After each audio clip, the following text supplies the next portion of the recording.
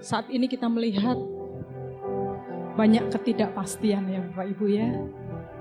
Berita-berita yang tidak mengenakan, yang kadang membuat kita kuat. Kita bersyukur kita punya Allah yang selalu mengasihi kita. Kita punya Allah yang tidak pernah meninggalkan kita. Puji nama Tuhan, mari kita akan memulai ibadah ini. Kita satu di dalam doa.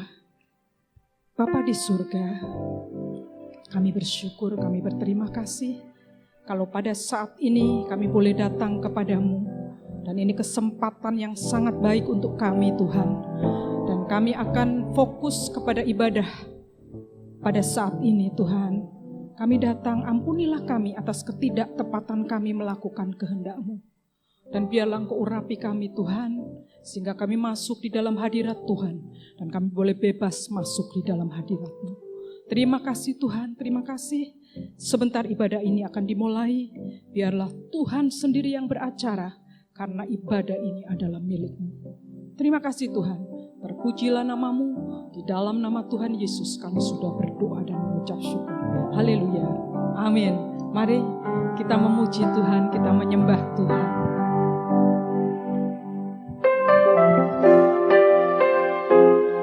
Kita tinggikan Tuhan dengan sepenuh hati kita.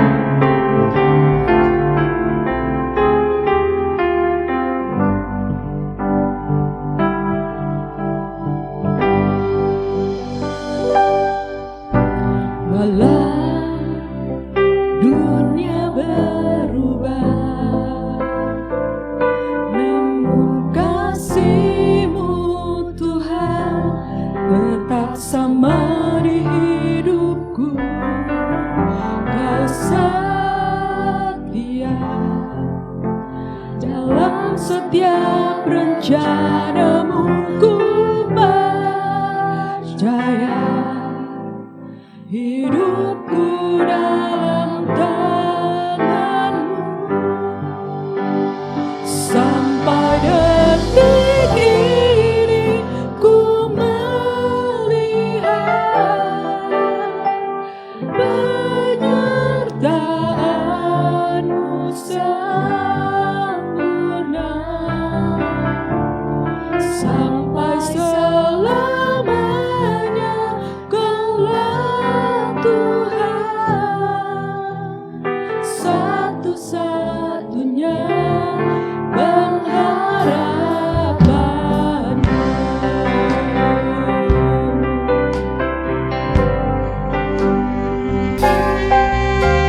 Walau dunia berubah, namun kasih-Mu Tuhan tetap sama di hidupku. Kau setia dalam setiap rencana-Mu, ku percaya hidupku dalam tangan-Mu. Sampai detik ini ku melihat penyertaan-Mu sempurna.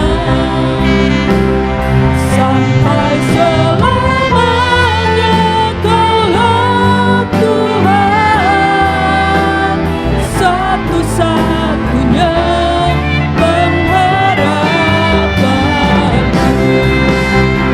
Sampai detik ini Kaulah Tuhan. Terima kasih Yesus. Terima kasih Tuhan. Terima kasih Yesus.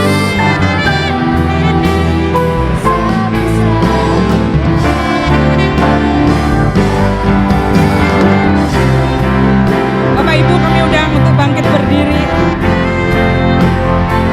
Terima kasih Tuhan. Kami melihat kasih-Mu di dalam hidup kami. Tak pernah sedetik pun Kau meninggalkan kami Tuhan. Terima kasih Yesus.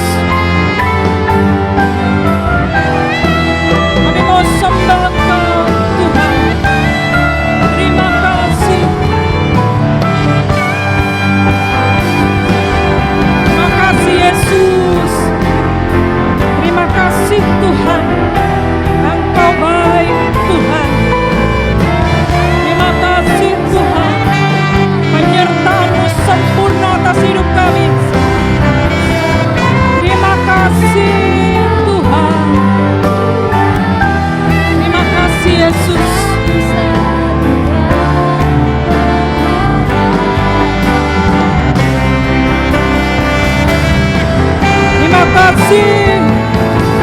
Sampai detik ini ku melihat penyertaan-Mu sempurna. Sampai selamanya Kaulah Tuhan, satu-satunya pengharapan. Sampai detik ini Ku melihat penyertaan-Mu sempurna. Sampai selamanya Kaulah Tuhan, satu-satunya pengharapan. satu-satunya.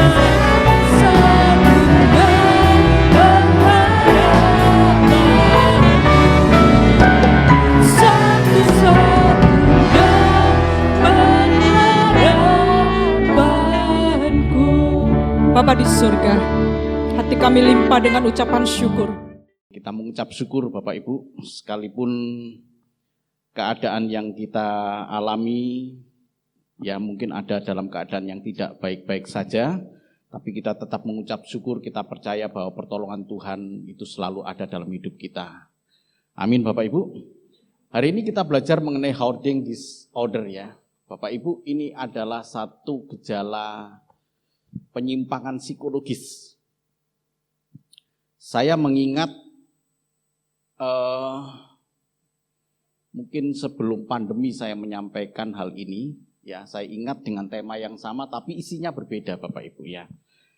Jadi hoarding disorder ini adalah gangguan psikologis gemar menimbun barang di luar batas kewajaran.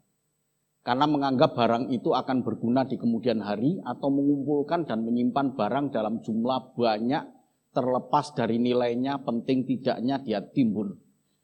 Satu kesaksian, saya punya orang tua, ibu ya. Jadi kalau saya pulang ke rumah dan kemudian ketemu dengan ibu saya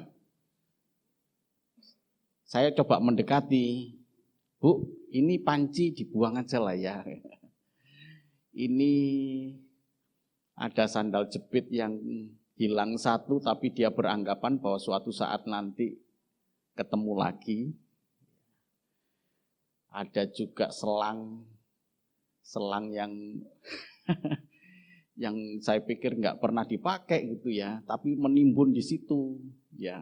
Dan itu mengganggu Bapak Ibu. Tapi bagi orang-orang yang mengalami hoarding disorder ini itu menganggapnya biasa. Dia tidak akan terganggu.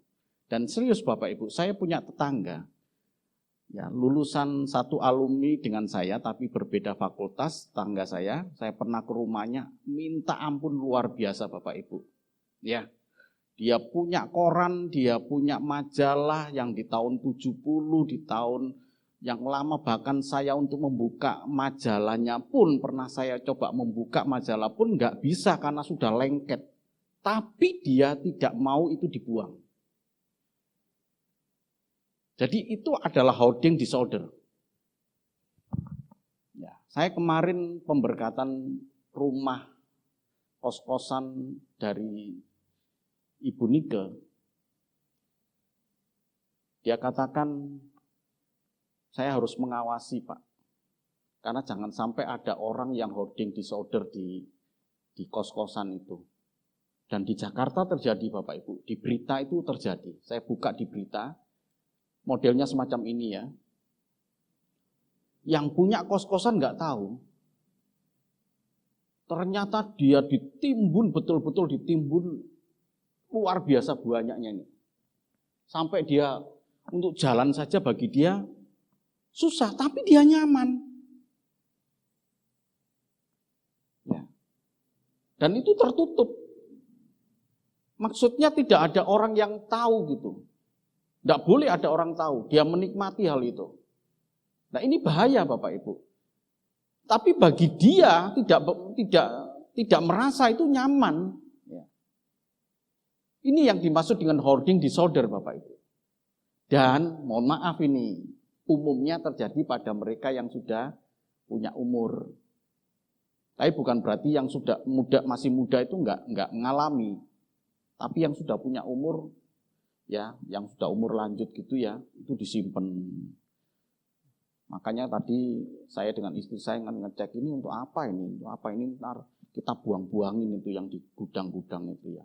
Dan tipe saya memang nggak suka ya. Udah ada nimbun-nimbun barang itu yang habis dipakai untuk hiasan kemudian ditimbun, nggak usah, buang aja. Nah itu hoarding disorder, Bapak Ibu ya. Gejalanya atau tanda dari orang yang mengalami hoarding disorder ini meliputi penderita tidak menyadari bahwa perilaku ini bermasalah. Sulit membuang barang-barang yang sebenarnya tidak diperlukan, ya sangat sulit.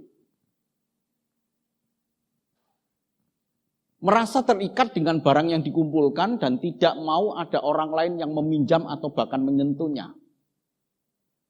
Kemudian dia juga begini, orang ini tidak suka jika ada tamu. Ya.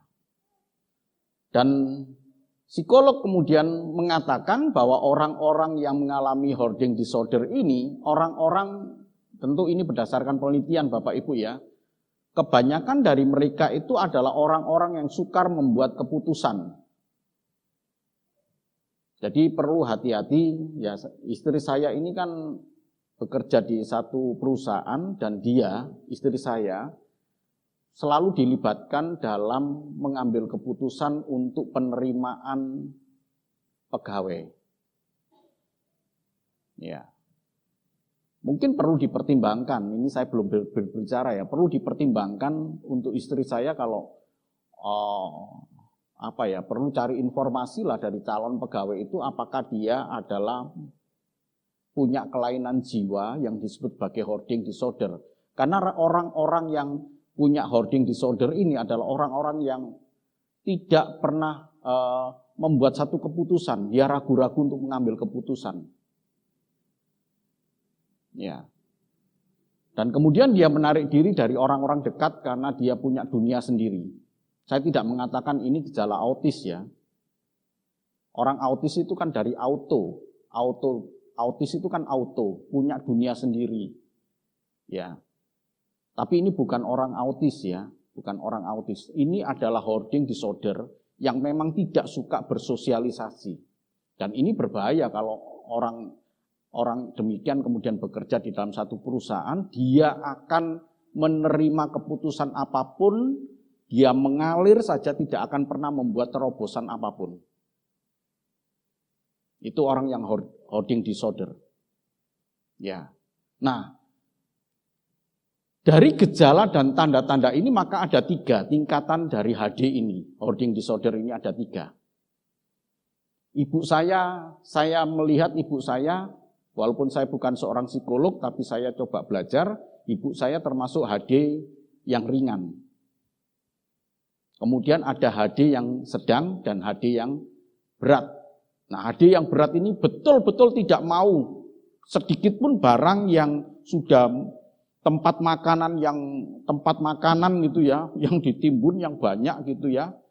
Ya mungkin Bapak Ibu kan dapat kemudian ada kemasan makanan gitu ya, yang kemasannya itu kemudian disimpan banyak sekali gitu ya, sampai nimbun sampai tempatnya aja udah nggak muat dan nggak pernah dipakai. Ya, saya sering kali buang-buang itu. Saya buangin. Kan ada yang sayang kemudian disimpan. Nah, kalau orang yang HD-nya ringan, ketika dia itu diberitahu dan kemudian memang agak sulit Bapak Ibu ya, karena memang hoarding disorder-nya agak sulit memang ya. Jadi jangan dianggap kemudian yang HD ringan ini dengan mudahnya dia melepas barangnya. Enggak. Tadi tanda-tanda tadi Bapak Ibu sulit sekali. Tapi dia mau. Dan ketika dia mau tanda-tanda dari HD ringan ini, dia tidak kehilangan sukacita. Ya. Sementara HD yang sedang tingkatannya lebih berat daripada yang ringan ini, dia kehilangan tapi dalam batas waktu yang tertentu dia kehilangan damai sejahtera itu. Dia marah, dia murung, ya, bahkan dia bisa bermusuhan dengan orang yang membuang. Tapi kalau yang berat, bahkan dia bisa mengancam.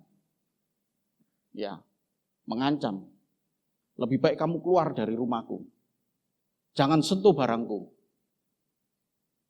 Padahal barangnya itu, ya mungkin ada yang kaos yang sudah berlumuran dengan kotoran, Bapak Ibu, gombal-gombal, dia simpen gitu ya.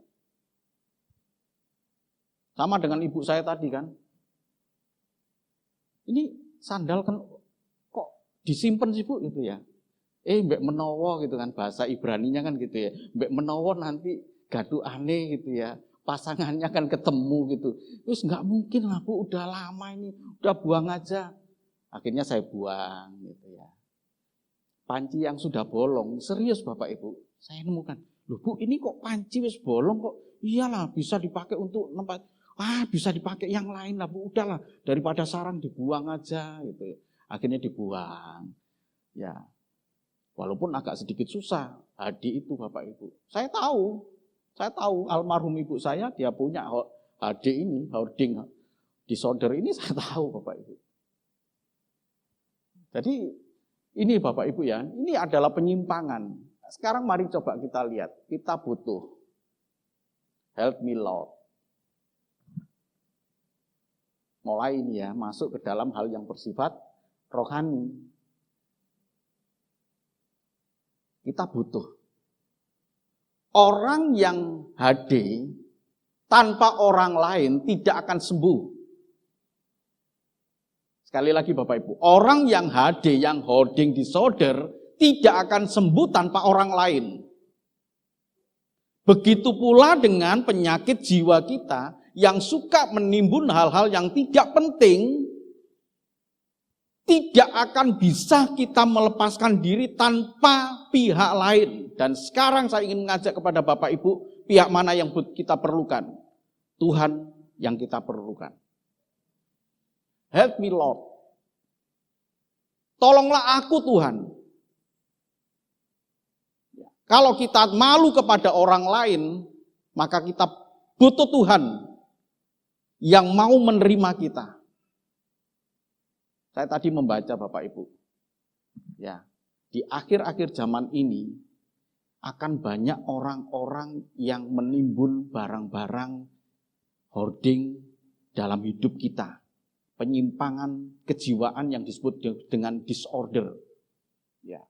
Penyimpangan rohani yang disebut dengan disorder itu. Penyimpangan Bapak Ibu. Kita butuh Tuhan. Butuh Tuhan Bapak Ibu. Ya, bukan hanya untuk keperluan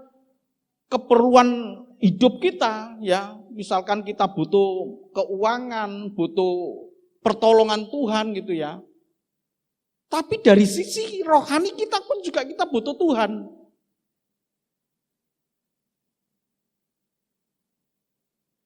Yang tahu kan Bapak Ibu ya? Ya kan? Hoarding disorder dari rohani kita, dari jiwa kita, yang tahu Bapak Ibu. Karena semua orang-orang yang tadi saya maksudkan dengan hoarding disorder yang tadi, kejiwaan tadi itu, orang itu tertutup. Pintunya ditutup, ya. Saya melihat di YouTube, sebenarnya mau saya tampilkan Bapak Ibu, tapi oke lah nggak usah Bapak Ibu ya. Saya lihat di YouTube. Orang itu keluar dari pintu, dari kamar dia, itu seorang wanita cantik dengan pakaian yang sangat, karena seorang karyawan gitu. Tapi dia segera tutup pintunya itu. Suatu saat ketika dia keluar dan kemudian baunya menyengat, orang kemudian curiga ada apa di balik itu. Dan kemudian dia laporkan ke pemilik kosnya itu. Dan ternyata setelah dibuka, waduh berantakannya nggak karu-karuan Bapak Ibu. Padahal dia keluar dengan pakaian yang sangat rapi, sangat bagus.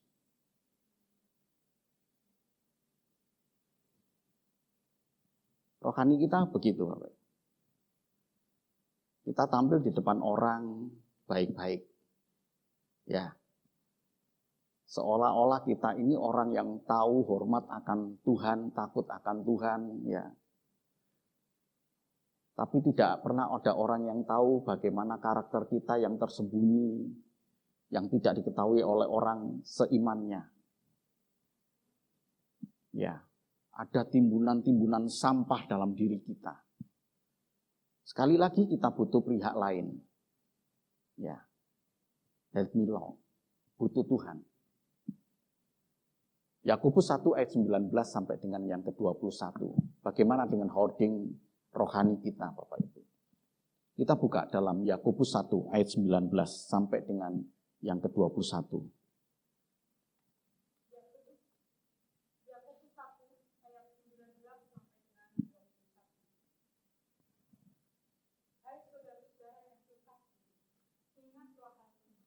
Setiap orang hendaklah cepat untuk mendengar, tetapi lambat untuk berkata-kata, dan juga lambat untuk marah. Sebab amarah manusia tidak mengerjakan kebenaran di hadapan Allah. Sebab itu, buanglah segala sesuatu yang kotor dan kejahatan yang begitu banyak itu, dan terimalah dengan lemah lembut firman yang tertanam di dalam hatimu, yang berkuasa menyelamatkan jiwa. Amin. Ya, sebab amarah manusia tidak mengerjakan kebenaran di hadapan Allah. Sebab itu buanglah segala sesuatu yang kotor dan kejahatan yang begitu banyak itu. Memang disebutkan di sini, Bapak Ibu, kejahatan yang dimaksud adalah memang enggak banyak. Yang dimaksud di sini kan hanya amarah kan.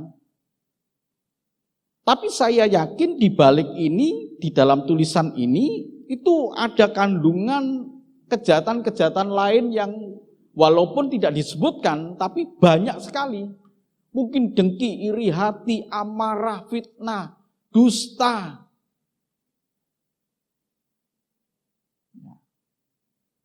Apalagi kemudian membawa nama Tuhan.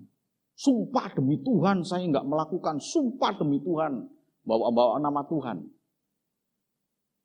Itu adalah hoarding rohani kita. Buanglah segala sesuatu yang kotor dan kejahatan yang begitu banyak ini. Yang tertimbun. Jadi kalau Yakobus berkata, kejahatan yang begitu banyak itu ditimbun tidak serta-merta langsung banyak, Pak.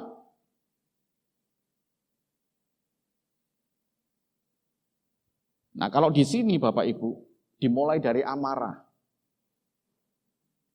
Mulai amarah ditimbun. Dari amarah muncul kebencian.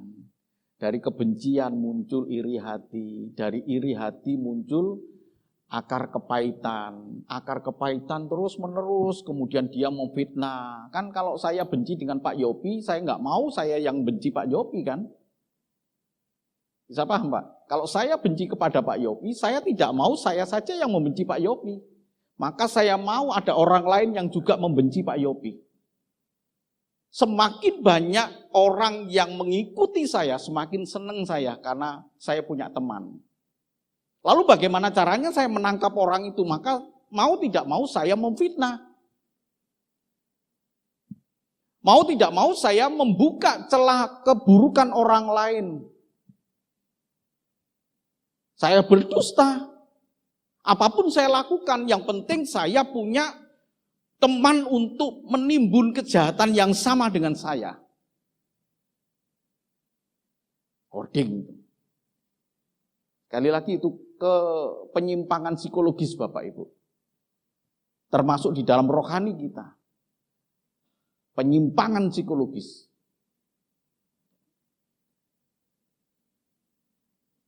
Nyimpen sampah kan nggak enak ya Bu Pasar Ibu ya. Enak nggak Bu? Saya tiap hari harus buang sampah, begitu ini udah buang aja lah. Buang aja. Jadi kalau ada di antara kita yang senang dengan menyimpan sampah sampai bau, sampai berhari-hari, wah ini jangan-jangan ini hoarding nih. Orang ini hoarding nih. Ya kan? Buang aja. Oh enak kok. Udaranya menjadi segar. Tidak ada bau, harum. Ya. Yakobus mengatakan hal ini Bapak Ibu. Nah tadi saya katakan ketika tadi saya kemudian teringat akan 2 Timotius 1 itu. Tolong dibaca 2 Timotius 1 ayat yang pertama. 2 Timotius 1 ayat yang ke-1. Salam dari Paulus, Rasul Kristus Yesus oleh kehendak Allah untuk memberitakan janji tentang hidup dalam Kristus Yesus. 2 Timotius 3, coba ayat yang pertama, 2 Timotius 3. 2 Timotius 3 Ayat yang pertama. Keadaan manusia pada akhir zaman. Ketahuilah bahwa pada hari-hari terakhir akan datang masa yang sukar. Lanjut. Manusia akan mencintai dirinya sendiri dan menjadi hamba uang. Mereka akan membual dan menyombongkan diri. Mereka akan menjadi pemfitnah. Mereka akan berontak terhadap orang tua dan tidak tahu berterima kasih. Tidak mempedulikan agama. Ya. Itu baru sebagian kecil yang dibaca Bapak Ibu ya. Kalau kita lanjutkan akan ada banyak sekali hoardingnya, akan banyak sekali sampah yang ditimbun. Ya, di situ dikatakan suka mengkhianat, tidak berpikir panjang, berlagak tahu, lebih menuruti hawa nafsu daripada menuruti kehendak Allah. Disebutkan di situ. Nah, suatu hari saya pernah cerita ya, ada mobil mogok di SPBU.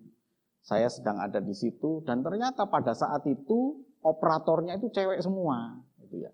Yang cowok sih ada tapi nggak ikut. Kemudian orang itu dengan kesusahan dorong mobil itu, kemudian saya turun dan saya dorong bersama dengan cewek itu, saya dorong mobilnya. Selesai kemudian selesai kemudian selesailah dia lepas gitu. Cewek ini grundel, operator ini grundel. Mbok terima kasih kayak atau apa ya. Kemudian saya katakan udahlah nggak usah Mbak, biar aja, saya bilang gitu. Sambil mukanya nyebelin gitu ya. Ini sederhana Bapak Ibu. Ya, tidak tahu berterima kasih. Padahal simple. Kalau Bapak Ibu ditolong, ya, kalau Bapak Ibu minta tolong ke orang lain ya berkatalah, tolong ya. Sekalipun kita ini bos misalkan, sekalipun kita ini majikan, bukan berarti terus kita punya memerintah dengan seenaknya, memperlakukan orang lain dengan seenaknya, enggak. Sekalipun kita ini atasan, tolong kerjakan. Kalau sudah selesai ditolong, ucapkan terima kasih. Kalau salah katakan maaf. Itu standar yang biasa Bapak Ibu. Tapi dikatakan di sini, ketahuilah pada hari-hari terakhir akan datang masa yang sukar.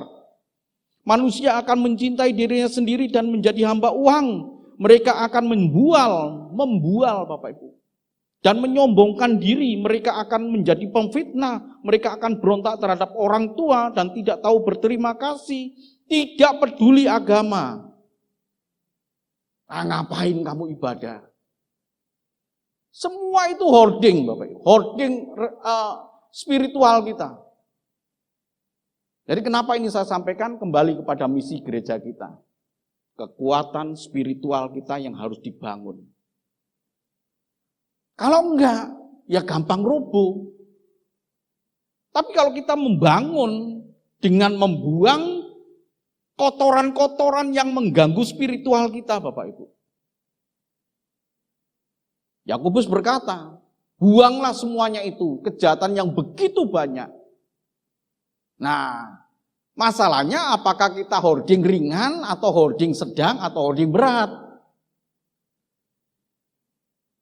Kan di tempat ini berkali-kali setiap minggu kan disampaikan Bapak Ibu. Tapi kan ada orang yang masih tetap senang juga menjadi marah, emosional, ya mudah marah, yang gitu kan. Ya kan Pak Yobi, ya kan? Kesinggung sedikit aja udah ngambek. Wah ini khotbahnya tentang saya, ini pasti nyindir saya ini Pak Pendeta ini. Minggu depan udah gak ke gereja dia. Kenapa? Karena ada hoarding yang disimpan dalam diri dia. Jadi hari ini, sore ini Bapak Ibu kita belajar dari Yakobus, buanglah semuanya itu. Kalau Bapak Ibu nggak bisa, kembali di sini. Let me Lord. Saya yakin dan percaya kita menyadari Bapak Ibu. Artinya gini, saya sadar, aku ini nggak bener, Pan. Pasti tahu. Sikapku ini, karakterku ini jelek. Pasti tahu, Pan. Masalahnya kan orang itu mau nggak melepaskan itu. Kalau ada keinginan mau melepaskan, tapi kok susah ya? Mau usaha melepaskan. Begitu dia keluar, nggak taunya kemudian mau kesenggol sepeda motor, mau nyebrang sepeda motor, wits, bangsat lu. Nah, mulai lagi dia. Ya kan? Di situ kita butuh. Help me Lord. Tuhan tolong aku. Tolong aku Tuhan. Apalagi kalau sudah tingkatannya itu sedang kemudian berat. Kenapa disebut orang itu hidup dalam dosa, bukan jatuh dalam dosa? Kalau orang yang hidup dalam dosa itu adalah orang yang menikmati kenikmatan dosa yang sudah diperbuat tanpa keinginan untuk lepas dari dosa. Saya, Bapak, Ibu, dan saudaraku bisa jatuh dalam dosa. Bisa. Tapi kita tidak mau hidup dalam dosa. Ya, saya bisa membenci seseorang, saya bisa marah, saya tahu, saya jatuh dalam dosa.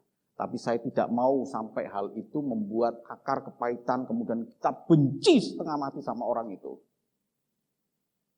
Kalau itu terjadi, saya hidup dalam dosa. Kalau orang sudah hidup dalam dosa, betapa sulitnya dia akan dilepaskan. Tapi bukan berarti tidak bisa, Bapak Ibu. Ya. Firman Tuhan katakan apa? Dosamu merah seperti kirmisi. Gimana Mbak Rosa? Akan putih seperti salju. Bayangkan dosa yang merah seperti kirmisi itu kan satu kejahatan yang luar biasa. Tapi Tuhan mampu mengubah hal itu menjadi putih seperti salju. Datang kepada Tuhan. Help me Lord. Aku buang Tuhan. Jadi dalam 1 Petrus 2 ayat 1 sampai dengan yang ketiga ini, ada 5 penyakit utama. Petrus mengatakan ada 5 penyakit utama. Yang pertama, segala kejahatan. Segala tipu muslihat. Segala macam kemunafikan.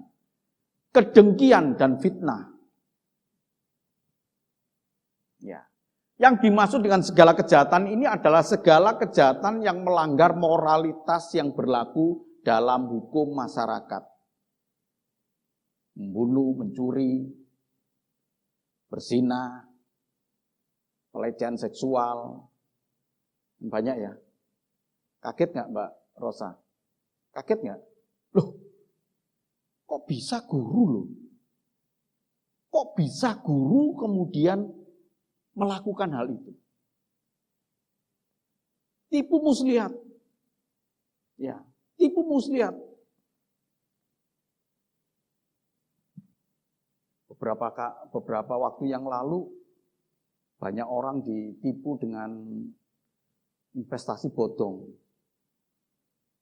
Dan kemarin Bapak Ibu kejadian naik haji gagal karena karena terlambat kali ya dia mengurusnya itu. Ya. Dan segala macam kemunafikan Bapak Ibu. Nah ini kemunafikan ini seperti seorang wanita yang berangkat kerja di kantor tadi, keluar dari pintunya, dia pakai baju yang bagus, yang menarik, tapi ternyata dalamnya dia adalah hoarding. Kemunafikan ini kan begitu. Kita melihat orang ini baik, tapi sesungguhnya rusak. kedengkian. Dengki. Ya, perkara hati ini.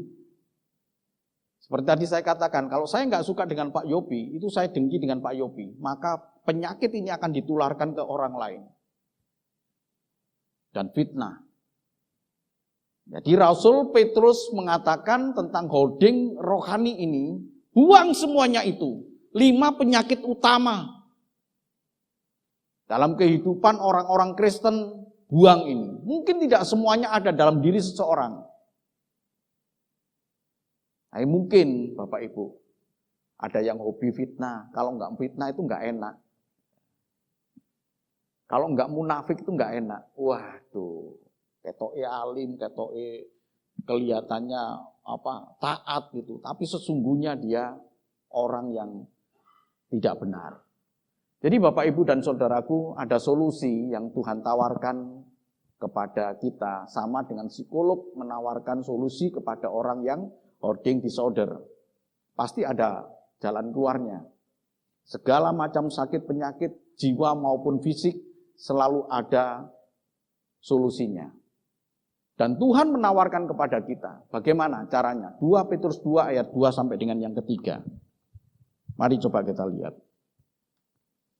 2 Petrus 2 ayat yang ke-2 dan 3. 1 Petrus 2 Ya, silakan. ayat 2 sampai dengan 3. Dan jadilah sama seperti bayi yang baru lahir, yang selalu ingin akan air susu yang murni dan yang rohani, supaya olehnya kamu bertumbuh dan beroleh keselamatan, jika kamu benar-benar telah mengecap kebaikan Tuhan. Amin.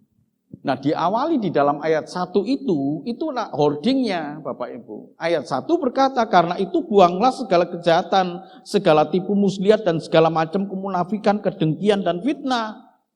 5 penyakit utama ini kemudian Tuhan lewat Rasul Petrus berkata, jadilah sama seperti bayi yang baru lahir yang selalu ingin air susu yang murni dan yang rohani, supaya olehnya kamu bertumbuh dan beroleh keselamatan, jika kamu benar-benar telah mengecap kebaikan Tuhan. Saya sangat yakin dan percaya Bapak Ibu dan Saudaraku, semua di antara kita ini pernah mengecap kebaikan-kebaikan Tuhan. Amin. Ya, kita merasakan pertolongan Tuhan yang tidak terduga gitu ya. Sakit disembuhkan, dalam kekurangan Tuhan berikan kecukupan. Ketika menghadapi persoalan seperti jalan buntu, Tuhan jawab persoalan kita mengecap kebaikan Tuhan. Sehingga pada waktu kita menghadapi hoarding disorder dari ke spiritual kita, Bapak Ibu dan Saudaraku, ternyata Tuhan juga berikan solusi. Jadilah seperti bayi yang mau belajar, mau makan minuman susu murni ini, mau belajar firman Tuhan. Jangan kemudian berkata, ya udahlah, terlanjurlah, sekali basah ya udahlah, basah sekalian gitu ya. Nggak bisa. Jangan Bapak Ibu. Jangan kemudian kita berkata, udahlah terlanjurlah, untuk apa kita perbaiki.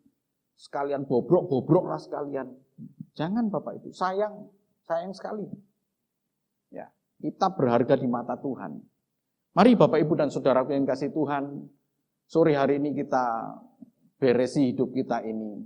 Ya, mungkin ada di antara kita yang hoarding disorder bukan secara rohani, ya, tapi juga secara fisik, secara psikologis kita. Dan ternyata itu berbicara juga mengenai hoarding kerohanian kita. Sama seperti bayi yang baru lahir menjadi manusia yang baru, meninggalkan manusia yang lama, hoarding disorder. Iya. Itu siapa ini gambarnya? Ini Arunika ya. Ya, jadilah sama seperti bayi yang baru lahir yang selalu ingin susu murni itu berbicara mengenai firman Tuhan yang mau kita mengecap kebaikan Tuhan. Tuhan baik, Tuhan baik, Tuhan baik. Di tengah-tengah kesusahan Bapak Ibu ingatlah kebaikan Tuhan. Tuhan memberkati. Amin.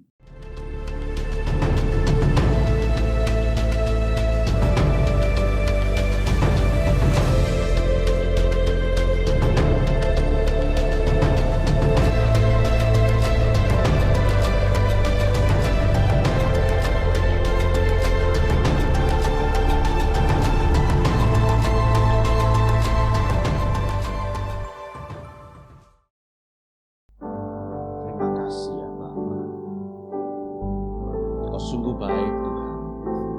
Haleluya.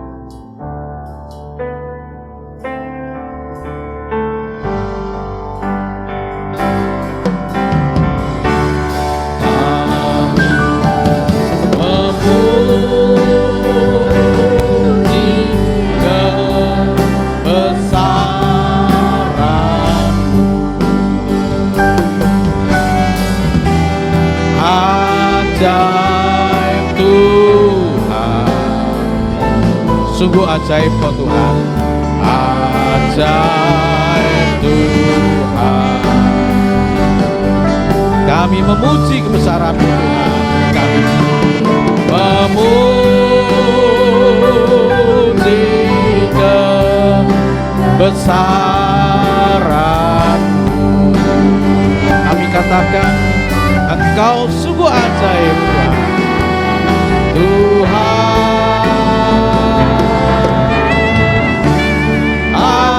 Ajaib Tuhan, sungguh ajaib kok Tuhan, ajaib Tuhan,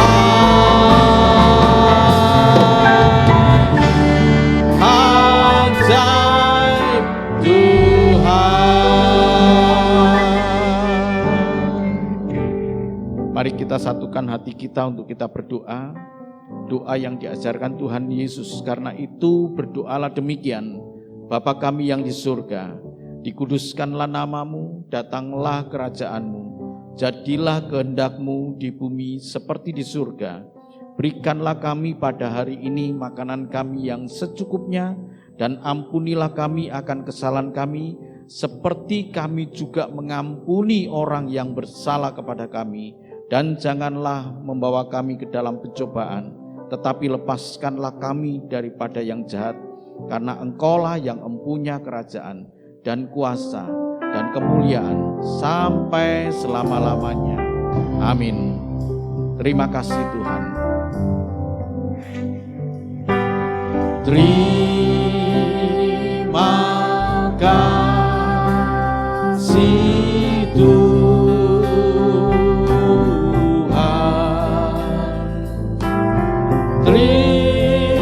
Terima kasih Tuhan,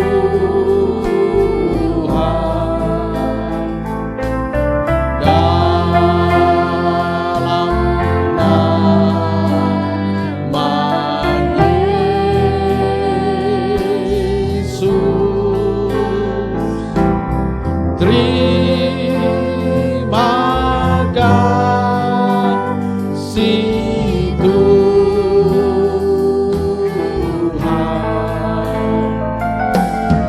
Haleluya. Kami mengucap syukur kepada Engkau ya Bapa, Allah yang sungguh baik, Allah yang mengasihi kami. Hari lepas hari telah Engkau sertai kami Tuhan, sepanjang minggu yang telah kami lewati, penyertaan-Mu sempurna Tuhan. Dan pada sore hari ini kami beribadah menaikkan pujian hormat bagi Engkau Tuhan. Kami telah menaikkan pujian rasa syukur kami atas segala kebaikan Tuhan. Dan kami percaya kehidupan kami ke depan Tuhan ada di dalam kuasa Engkau Tuhan. Engkau yang menjaga kami, melindungi kami, dan memberkati kami. Terima kasih buat penyertaan-Mu dalam ibadah ini dari awal sampai pada akhirnya. Sebentar kami akan meninggalkan tempat ini. Kami pulang di dalam berkat-berkat kemurahan kasih Tuhan. Bapak, Ibu, dan saudaraku yang sangat dikasihi Tuhan, terimalah berkat dan anugerah dari Allah Bapa di surga. Kasih dan cinta Tuhan kita Yesus Kristus, Anak yang tunggal, dan penghiburan kekuatan dari kuasa Roh Kudus menyertai Bapak, Ibu, dan saudaraku mulai saat ini, esok, bahkan sampai Maranatha Tuhan Yesus menjemput kita. Dia Allah yang sungguh baik, Dia Allah yang mengasihi kita, Dia Allah yang memberkati kita, Dia Allah yang melindungi kita, Dia Allah yang menyinari kita dengan wajah-Nya dan memberikan kepada kita kasih karunia. Dia Allah yang menghadapkan wajah-Nya kepada kita dan memberikan damai sejahtera. Hamba berdoa ya Bapa, Allah yang Maha Tinggi, kiranya Engkau Tuhan Allah memberkati anak-anak-Mu ini, dalam rumah tangganya Kau berkati, dalam usaha pekerjaan yang Kau memberkati Tuhan, dalam keluarganya Engkau memberkati, bahkan keluarga besar, anak cucu menantu dimanapun berada, di dalam penyertaan kasih kemurahan Tuhan. Kiranya Tuhan Allah melingkupi kami dalam kehidupan ini, sehingga kami berkenan di hadapan Tuhan. Kami punya kerelahan untuk membuang semua hal yang jahat dalam hidup kami, sehingga kami berkenan di hadapan Engkau Tuhan. Terima kasih ya Bapa, hormat kemuliaan hanya bagi Engkau Tuhan. Dalam nama Tuhan Yesus kami sudah berdoa dan mengucap syukur. Semua yang percaya mengatakan amin. Tuhan memberkati. Satu-satunya pengharapan, satu-satunya pengharapan, satu-satunya pengharapanku.